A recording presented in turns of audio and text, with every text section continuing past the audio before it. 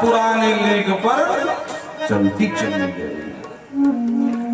किसी से कहो भैया अरे कुछ तो बना ले भैया, यहाँ से दूसरी जगह पे शिफ्ट होना है, थोड़ा बैग वैग लगा ले। जब हम यहाँ से कहीं जाते हैं ना तो जितनी दूर की यात्रा होती है उतनी ज्यादा लंबी तैयारी होती है। अगर हमको सिर्फ बाना तक जाना है तो नेक सा छोटा बैग ले लेंगे और ज्यादा से ज्यादा होगा तो एक बोतल पानी डालेंगे और थोड़ा बहुत एक सेट कपड़े डाल लेंगे बस। लेकिन अगर हमको मुंबई जाना है तो भी महाराज छोटे बैग में काम ना चले। वो ट्रॉली वाला बैग जिसमें पहिया लगे होते हैं, खींचो तो चलता है करते हुए। हाँ, उसमें कम से कम 20 सेट सब पड़े हैं। कुछ सूखा भोजन, सूखा समझती है ना, वो सब माताएं बनाती है। हाँ, बेसन के खुरमा टाइप कुछ बनते हैं, सूखा ही कहलाता है। चना भुंजा करके बराबर भरा उसको रख लेंगे। तो कहने का तात्पर्य जितनी लंबी यात्रा उतनी बड़ी तैयारी। और जीवन की सबसे बड़ी यात्रा तो ये यात्रा है जिसमें लोग बोलते हैं राम नाम सत्य है, पर किसी से पूछो कि बाबा तैयारी के नाम पर क्या किए, भैया हमारी तो कोई तैयारी नहीं है। और जानते सब है कि जाना है एक दिन, फिर भी एकदम प्रभात में बैठे, अरे महाराज जो होगी सो देखी जाएगी। आदत पुरानी लीक पर चलती चली गई, ठहरी नहीं।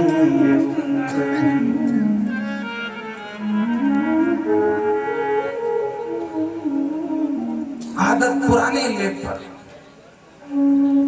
ना महाराज हम कल सुधरे थे, ना आज सुधरेंगे, ना आगे सुधरने वाले हैं।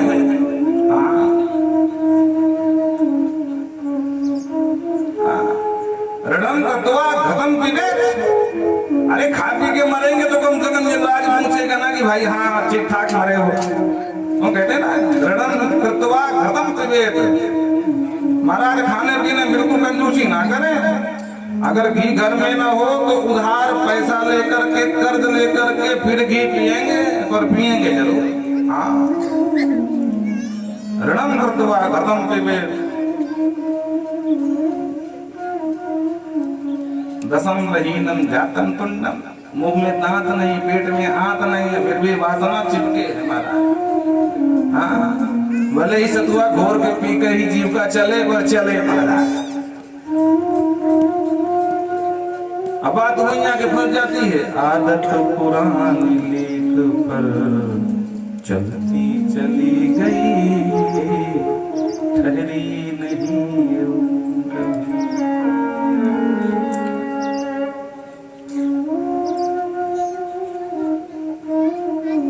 बड़ा सुंदर मंगलाचरण किया और कहते हैं कि हम भागवत में निष्कपट धर्म का निरूपण करते हैं। धर्म प्रोजित कई त्रवोत्र। 3 बार यहाँ अत्र अत्र कहा। कहना क्या चाहते हैं? मानो व्यास जी कह रहे हो कि इसमें कल के मात में धर्म की चर्चा किया था और आज परम धर्म। धर्म क्या है, परम धर्म क्या है महाराज? क्या धर्म और परम धर्म दोनों अलग अलग? बोले हाँ। धर्म ये है कि हम जिस घर में रहते हैं, जहाँ रहते हैं, हमारे जो माता पिता जिन्होंने जन्म दिया उनके प्रति हम ऋणी रहे, कृतज्ञ रहे, कृतज्ञ न बने। भले जो भी पिताजी ने दिया उनका सम्मान करें, उनकी सेवा करें। उनसे जो बन गया उन्होंने बना दिया। अब बेटा तुमको सुंदर इतना बड़ा कर दिया, तुम्हारे बाहुओं में बल हो तुम बना लो। उनको क्यों पूछते हो कि तुमने क्या किया जीवन में हमारे लिए? माना उन्होंने कुछ नहीं किया प्यारे, तो तू करके देख ले, तो बना लेना। और अगर जन्म होते जंगल में फेंक दिया होता तब क्या होता तेरा? आज तो बाद में पिता को ताने मारता है तुमने क्या किया। अब तू करके दिखा देना अपने बच्चे के लिए। और पिता का सम्मान करना ये धर्म है, पिता की सेवा करना ये धर्म है। पर आपने देखा कि 4 भैया हैं और पिताजी रिटायर हैं महाराज अध्यापक के पद से, तो फंड बोनस सब बैंके में तो है। और जो बेटा उनकी सेवा करेगा पूरी संपत्ति का मालिक वही बनेगा।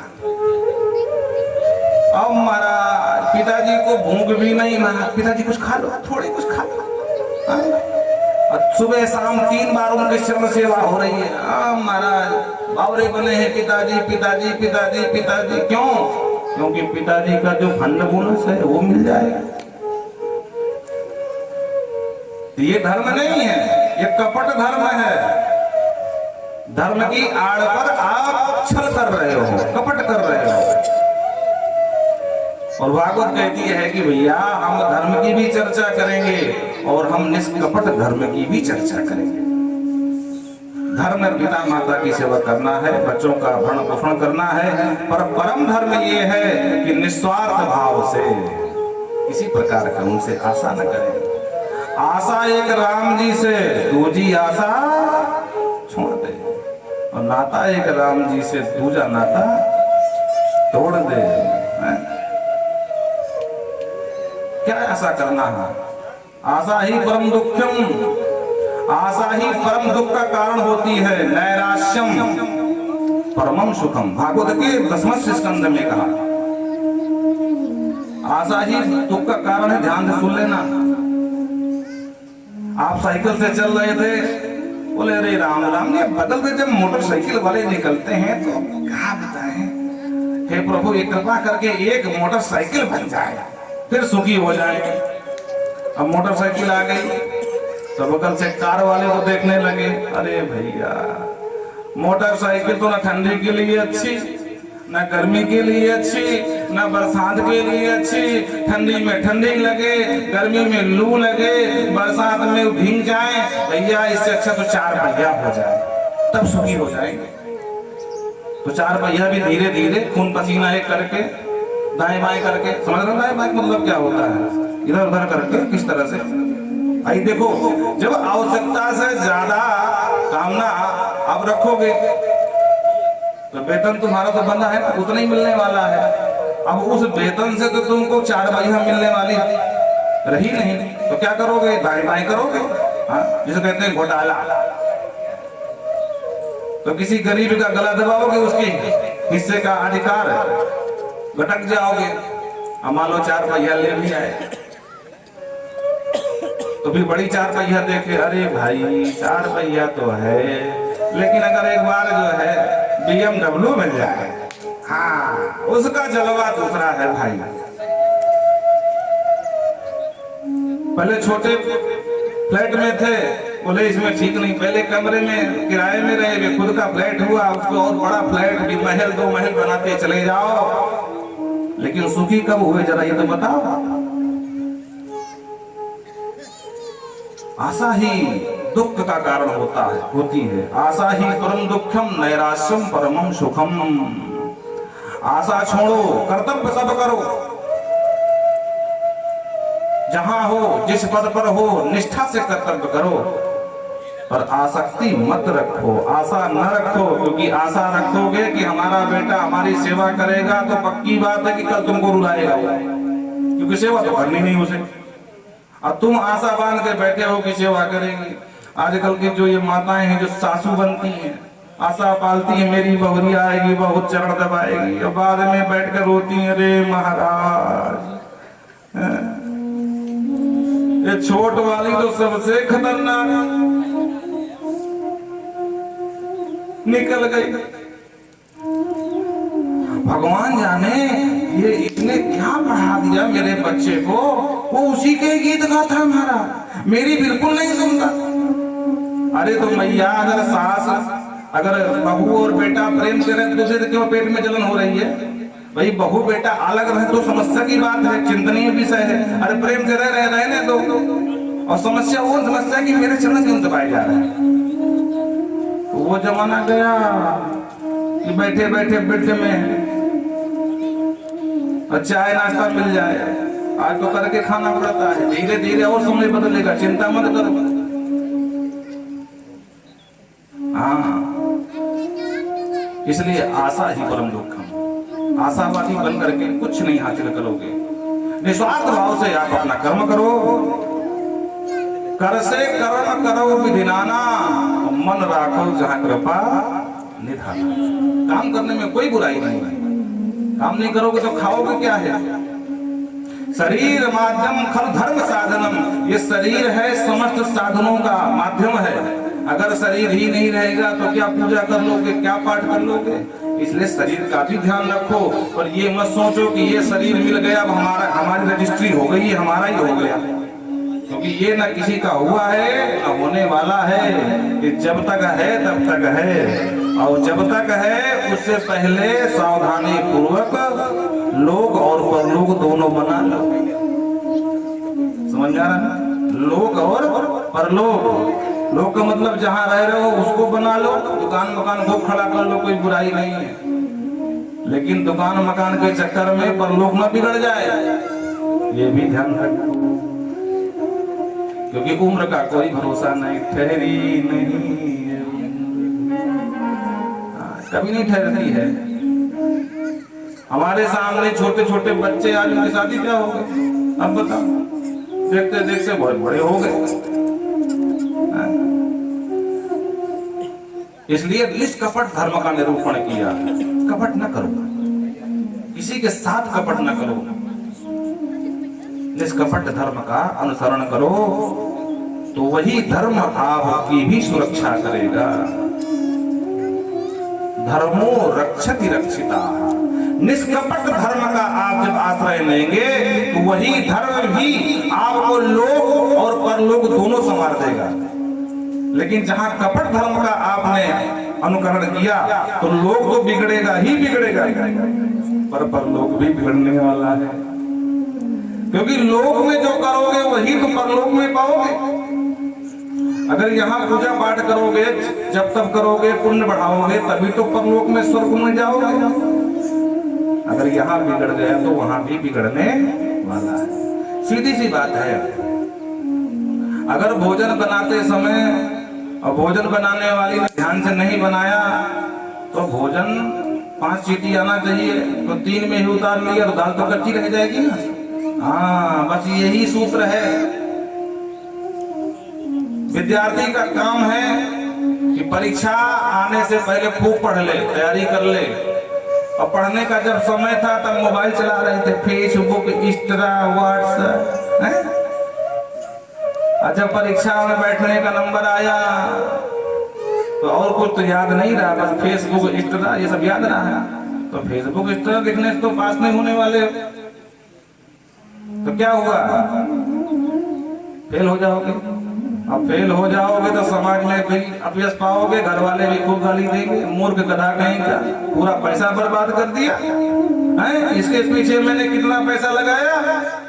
उसी तरह अगर हमारा लोक बिगड़ेगा तो परलोक बिगड़ेगा, और जब लोक बिगड़ेगा तो लोक में ही अपयश होगा, और परलोक में जाएंगे तो भगवान भी कहेंगे अरे मूर्ख, किस चक्कर में पड़ गया था, जब कुछ बनाने का समय था, करने का समय था, तो माया मोह में चिपका रहा, अब आकर आंसू बहाता है, जा नरक में गिर। प्रेम से बोलो राधे राधे। किसी ने पूछा व्यास जी आपकी भागवत बड़ी सुंदर है, इसका विषय क्या है? तो विषय समझाया, निगम कल्पतरुर गलितम फलम सुखमुखादमृत द्रव संयुतम पिबत भागवतम रसमालयम मुहुरहो रसिका भुवि भावका।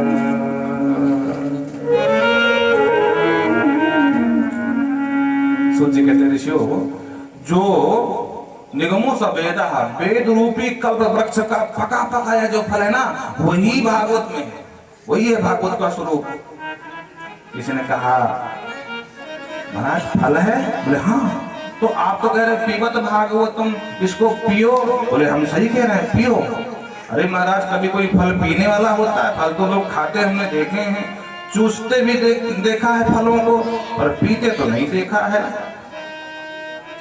व्यास जी ने कहा देखो भाई, जिस फल में कुछ त्याजनीय होता है उसको तो खाया जाता है, चूसा भी जाता है, पर मेरे फल में ऐसा कोई भी पदार्थ नहीं जो त्याजनीय हो, छिलका गुठली का कोई काम नहीं, रस रस भरा हुआ है, इसलिए पीने की बात कर रहे हैं। अच्छा, तो तुम्हारी भागवत में ऐसा कौन सा रस भरा है? तो कहते हैं रसो वैसः रसम हेवानालंदी भवती। वो जो रस रास बिहारी सरकार है ना, वही जो भागवत के अंग प्रति अंग में ओतप्रोत हैं। ये शुद्ध है, नेचुरल रस है, इसका पान करो। तो व्यास जी कहाँ कैसे पिए? बोले कान के दूना संभालो और चकाचक पीते जाओ। किसी ने कहा खत्म हो गया तो बाद में कहोगे अरे बड़ा भूखड़ है भाई, हैं? पूरी हमारी कथा ही पी गया। बोले चिंता मत करो, खत्म होने का झंझट ही नहीं है। हरि अनंत, हरि कथा अनंत, अनंत महासिंधु है ये कथा का, आप सुनते जाओ। अनेक रूप रूपाय विष्णवे प्रभु विष्णवे। भागवत सुनते सुनते जब तृप्ति हो जाए तो विष्णु पुराण सुन लो, फिर ब्रह्म पुराण सुन लो। आपको बताते जानकारी के लिए, ग्राम दतौली आप लोग सुने होंगे, वहां पर हर वर्ष हमारी एक कथा अलग पुराण से होती है, और 5 पुराण हो चुके हैं, छठा पुराण ब्रह्म पुराण इस बार होना है। 20 मई से प्रारंभ होगी, क्योंकि उन्होंने संकल्प लिया है कि 18 पुराण हमको सुनाओ। तो क्रमशः पिछले 5 वर्ष से उनको अलग अलग पुराण सुना रहे हैं। शिव पुराण हो गया, विष्णु पुराण हो गया, वायु पुराण हो गया, स्कंद पुराण हो गया, और एक पुराण को रह गया, याद नहीं आ रहा हमको। इस बार ब्रह्म पुराण है। तो यहाँ आनंद महासागर कथा का आप सुनना तो चाहो, अरे भैया पूरी जिंदगी समाप्त हो जाएगी, पर पुराणों की कथा समाप्त होने वाली ना है। इसलिए पिबत भागवतम रसमालयम मुहुरहो रस का भूविभाग का। हे रसिक जन तुम पियो, भावुक जन तुम पियो। 2 नाम प्रमुख रूप से लिया। किसी ने कहा अच्छा आप 2 नाम लेकर पुकार रहे हो और रसिका अभिभाव का, तो कहा हम लोग नहीं पी सकते क्या? बोले ऐसी बात ना है, यहाँ पर किसी का प्रतिबंध नहीं है, पर जिसको प्यास ना हो ना, उसको चाहे जितना सुंदर सुंदर जल लेकर खड़े हो जाओ, भैया जी थोड़ा से आप हमारा जल ग्रहण करें। बोलेगा क्यों, हम तुम्हारा जल क्यों ग्रहण करें?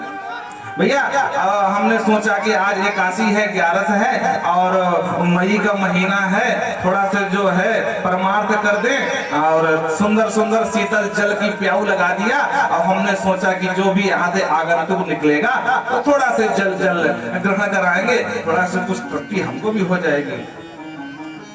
अब बाबूजी को प्यास नहीं है तो बाबूजी के उत्तर सुन लो। अच्छा, अरे वाह भाई, बड़े धार्मिक व्यक्ति हो तुम, तो बड़े परस्वार्थी हो। अच्छा जी ये बताओ कि तुम्हारे घर में और कोई काम नहीं मिला? फालतू होगा, अरे ये तो कोई काम है जल पिलाना। अरे जिसको प्यास होगी तो लेकर के मिलर बटर खरीद करके पी लेगा। उसने कहा अरे भैया बात तो सही है, पर सब लोग घराट तो नहीं होते हैं, है ना, सब लोग नहीं खरीद के पी सकते हैं, तो हमने उनके लिए थोड़ा सा आप ग्रहण कर लो। हाँ बात तो ठीक कह रहे हो, लेकिन ये बताओ कि जल कहाँ का है? कुएं का है क्या? जी भैया जी कुएं से लाया हूं ना भैया, कुएं का जल हम नहीं पीते। क्यों? अरे कुएं का जल अच्छा थोड़ी होता है, ऊपर से भगवान जाने चूहा गिर जाएगी, सर से गिर के मर जाए, और उस जल को क्या हम पिएंगे? ना ना ना भैया, हम तो आरओ वाले हैं, हमको आरओ का जल लाओ तो पिएंगे। नहीं भैया जी आरओ का तो नहीं है, हाँ लेकिन थोड़ा से जो है साफ है, हमारे कुएं में हर महीना दवा डालते हैं और बराबर जल निकालते रहते हैं, ऐसा नहीं है। अब बेचारा कितना आग्रह कर रहा, फिर भी बाबूजी को प्यास नहीं, तो बाबूजी जो है कटाक्ष करते चले जा रहे हैं। अब जरा विचार करो कि बाबूजी मई जून के महीने में रेगिस्तान की भूमि में भटक गए होते बालू पे चल रहे होते और गरम गरम लू चल रही होती, अब कंठ सूख रहा होता, और उस समय पानी पानी पानी पानी चिल्ला रहे होते बाबूजी, और उसी समय कोई लेकर के पहुंच जाता, बाबूजी पानी पियोगे क्या?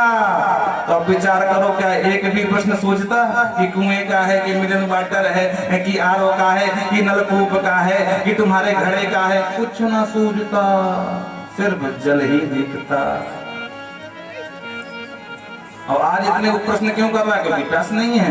तो व्यास जी ने कहा देखो, किसी के लिए मना नहीं है कथा सुनना, सबके लिए है, पर जो बेचारे पिपासु हैं, जो रसिक हैं, वो भगवान की कथा ढूंढते रहते हैं और उनको पीने में आनंद भी खूब आता है, और पीने के बाद धन्यवाद भी करते हैं कि वाह भैया, आपने बड़ा सुंदर सुंदर जल पिलाया, हमारा तो प्राणांत ही हो जाता, हम मर जाते, पर आपने जीवन दान दिया, आपको बहुत बहुत आभार।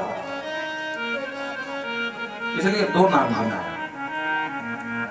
अहो रस का भुवि भाव का, हे भावुक जन आओ चकाचक पियो, क्योंकि यहाँ रस की कोई कमी नहीं है।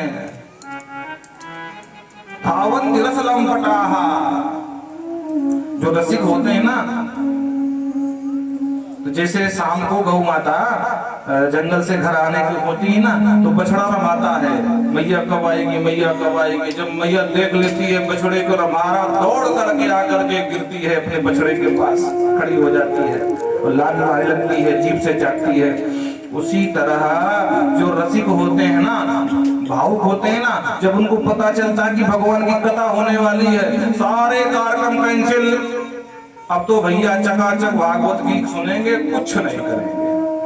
घर वाले लाख बात सुनावे, अच्छा घर का काम महाराज जी कर जाएंगे क्या? जाकर के भागवत सुनने बैठ जाते हो, तो बेचारा सुनने का कोई जवाब नहीं देगा, पर जहां कथा शुरू हुई तो सबरे काम छोड़ करके पंडाल में बैठेगा। इसे कहते हैं रसिक। हनुमान जी को देखो, राम कथा सुनने को रसिया। हनुमान जी महाराज को कोई बुलावे ना बुलावे, आवाहन करे ना करे, बिन बुलाए बराती की तरह आसन जमा के बैठ जाते हैं। यत्र यत्र रघुनाथ कीर्तनम तत्र तत्र कस्तमस्तकांजलिं वास्तवानि परिपूर्ण लोचनम नमस्ते। और ऐसे नहीं आते, भगवान की कथा जहां हनुमान जी के कान पड़े तो बेचारे अंजलि बांध करके, हाथ जोड़ करके, और आंखों से झरझर झरझर नेत्रों से जल बहता रहता। वास्तवानि परिपूर्ण लोचनम, दोनों आंखों से सुंदर आंखें डबडबा आती हैं हनुमान जी महाराज की, और हाथ जोड़ करके चुपचाप आसन जमा के बैठ जाते हैं और खूब रस रूप कथा का पान करते हैं महाराज। अब आप बताओ, हनुमान जी महाराज से बड़ा विद्वान कौन हो सकता है? हनुमान जी जैसा कथावाचक कौन हो सकता है? शोकग्रस्त सीता माता अशोक वाटिका के नीचे बैठी थी, रामचंद्र गुण वर्णय लागा, सुनते ही सीता कर दुख भागा। अब बोलो, हनुमान जी से बड़ा विद्वान कौन हो सकता है? हनुमान जी को कौन क्या कथा सुनाएगा भाई? और वो श्रोता भी नंबर 1 के हैं और वक्ता भी नंबर 1 के हैं। जहां कोई सुनाने वाला नहीं होता ना, वहां हनुमान जी खुद सुनाने लगते हैं। सीता मैया को सुनाने वाला कोई नहीं था, तो वहां पर हनुमान जी खुद सुनाने बैठे गए अशोक वाटिका के ऊपर। अच्छा एक बात और समझो, वक्ता का आसन सदा उच्च होता है, तो वहां कोई व्यास गति तो थी नहीं। हनुमान जी ने विचार किया कि भाई गरिमा है वक्ता की, गरिमा ऊपर रहना चाहिए, तो ठीक है। तर पल्लव मार हालुकाई करो विचार करो का भाई, कहीं अवसर कहा राम हारा आदि आदि कह के संगनार गो की बना, तो उन्होंने अशोक वाटिका के डाली पर बैठ कर स्नान प्रारंभ कर दिया। प्रेम से बोलो राधे राधे।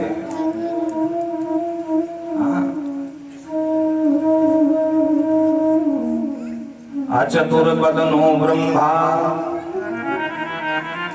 दुर्बाहो परो हरि, अभाले लोचन शंभो भगवान बादरायण।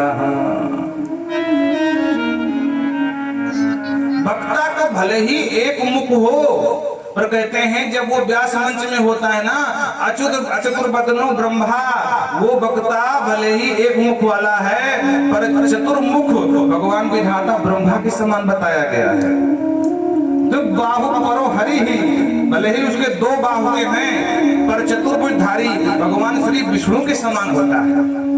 अभाग लोचन शंभो, भले ही दो नेत्र हैं, पर दो नेत्र होते हुए भी वक्ता जब व्यास मंच पर होता है तो त्रिनेत्रधारी भगवान शिव के समान होता है। भगवान बादराय रहा, ये रसिक की पहचान है।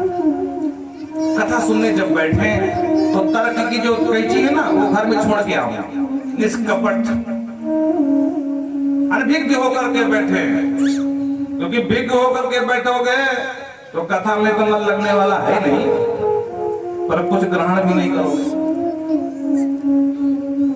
और तर्क की कचकैची जो है कच कच कच कच चलती रहेगी। भाई महाराज जी तो बहुत अच्छा सुनाते हैं, पर थोड़ा भैया जी ने जो है जलपान की व्यवस्था ना करी। अब बताओ, कथा सुनते सुनते प्यास लग गई तो क्या करे आदमी, कहाँ जावे हैं? तो इनको कम से कम जल पिलाने वाला लगाना चाहिए ना, कि भैया सब लोग जल भी पीते जाओ, कथा भी सुनते जाओ। एक बोले कि छोड़ जलपान की, यहाँ भूख लगी थी, अरे कम से कम 2-2 लड्डू बंटवा देना चाहिए। तो प्रेम से बैठे बैठे पा लेते, बैठे बैठे जल पी लेते और मस्त भगवान की कृपा से भगवान की कथा सुनते। एक ने कहा सब ठीक है भैया, लेकिन महाराज जी के साथ वाले थोड़ा ठीक कम है। महाराज जी तो अच्छे हैं, तो कथा कम, वो तर्क की कैची चलती रहती, कच कच कच कच कच कच। इसलिए वक्ता के सामने जब बैठे, बिल्कुल भले ही आप विद्वान हैं पर सब कुछ भूल जाएं। हनुमान जी की तरह जब हनुमान जी सुनने बैठते हैं, राम कथा सुनबे को रसिया, राम कथा सुनबे को रसिया, राम लखन सीता मन बसिया, सीता मन बसिया।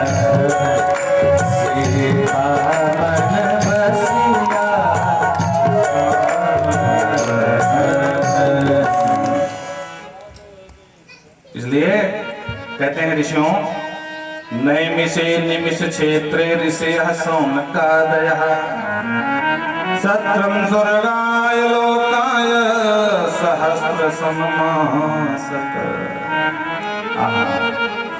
निमिष की पावन धरा है, निमिष माने नैमिषारण्य, सीतापुर के पास। जो लोग यहाँ बहुत कम लोग गए होंगे, पर कुछ हो सकता गए भी हों।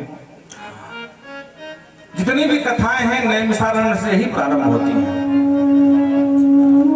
सूत जी को वक्ता बनाया है, सौनक जी प्रधान होता है, जैसे कि हमारे भैया की प्रधान है रणविजय भैया, उसी तरह प्रधान सौनक जी हैं। बाकी 88,000 ऋषि बैठे हैं, यज्ञ करते हैं।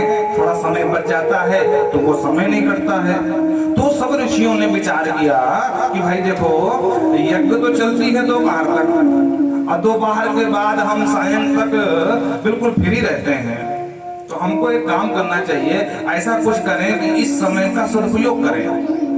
तो क्या करें? बोले देखो, पहले सत्र में तो हवन चलता है, यज्ञ होती है, दूसरे सत्र में कोई विद्वान को बिठा करके भगवान की कथा सुनाते हैं। बोले अच्छा, तो ऐसा कौन विद्वान है? तो सूत जी को पकड़ लिया, क्योंकि सूत जी महाराज जी सुखदेव जी के शिष्य हैं। जब सुखदेव प्रभु परीक्षित को कथा सुना रहे थे ना चक्रतीर्थ में, तो ये सूत जी महाराज वहीं बैठे थे, गंगा जी किनारे बैठ करके सुना था। देखो, जो अच्छा श्रोता होता है ना, वही अच्छा वक्ता भी बनता है।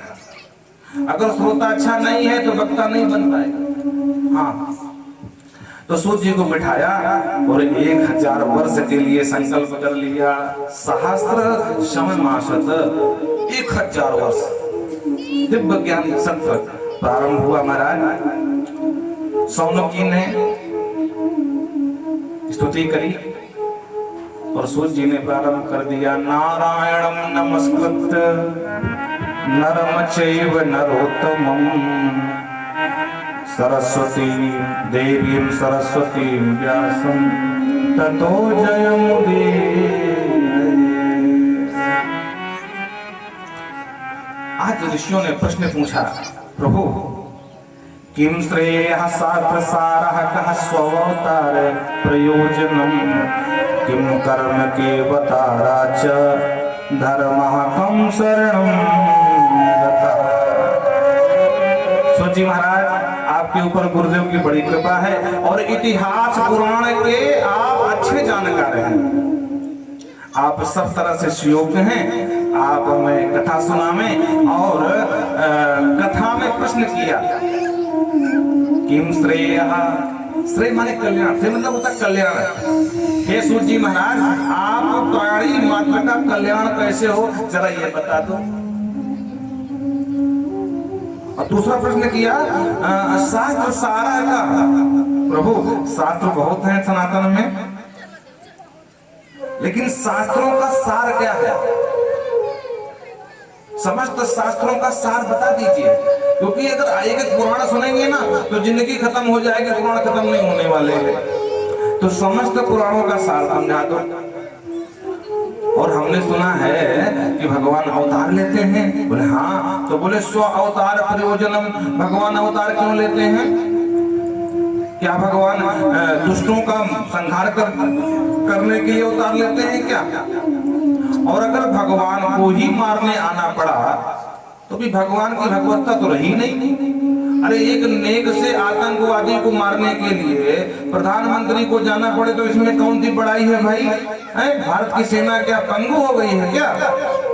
अरे ना खुद ना आकर के किसी को भेज देते, भगवान शिव की तरह वीरभद्र को भेज दिया, जाओ दक्षम संयज्ञम जहि वीर मत फटाना, हे वीर जाओ और जाकर के दक्ष का यज्ञ विध्वंस कर दो। और सुनो, दक्ष को भी न छोड़ना।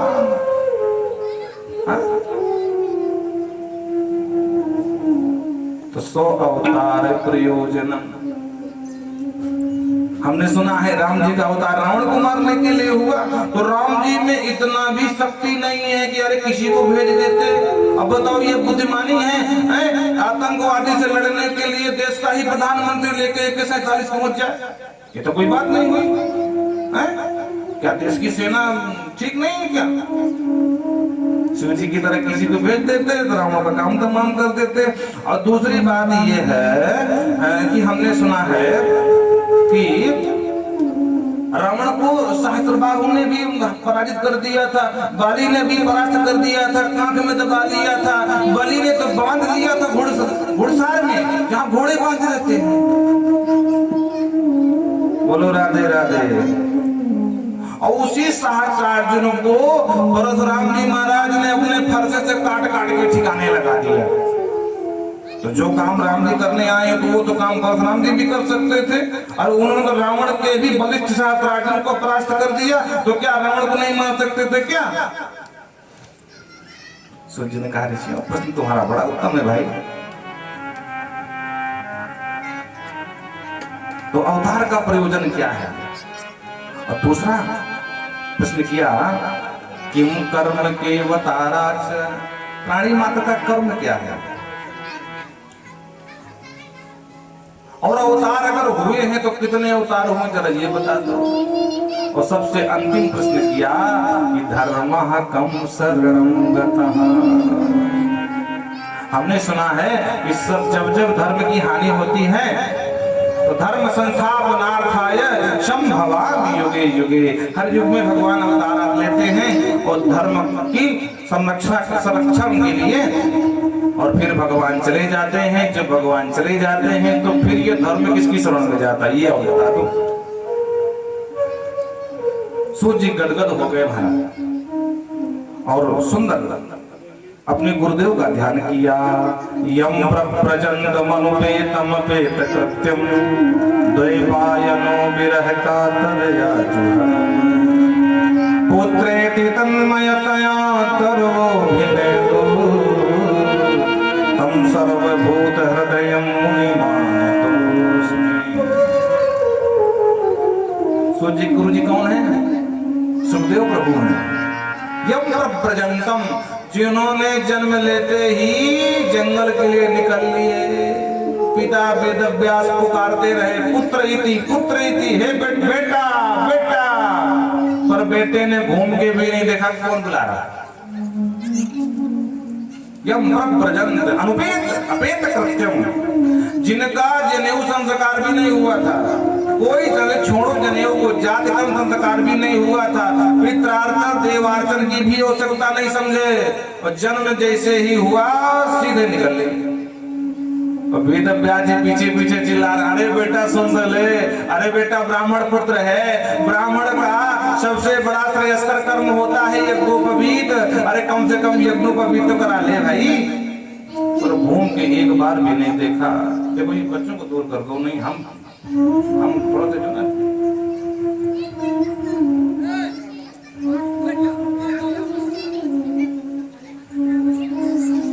व्यास चिल्लाते रह गए, पर एक बार भी घूम के नहीं देखा कौन बुला रहा है। अच्छा देखो, वैराग्य दो प्रकार का होता है। एक तो स्वेच्छा वैराग्य होता है कि सब कुछ संपत्ति होते हुए हमने छोड़ दिया, लेकिन एक होता है परिस्थिति बस वैराग्य।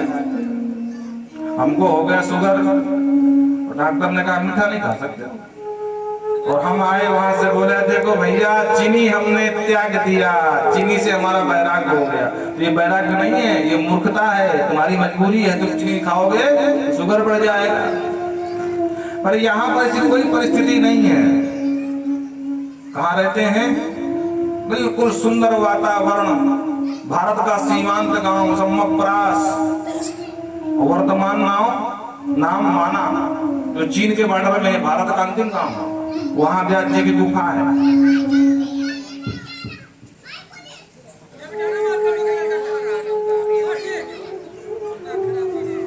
पिताजी परम विद्वान वेद व्यास हैं, जिन्होंने एक वेद के 4 विभाग कर दिए, कोई कमी नहीं है।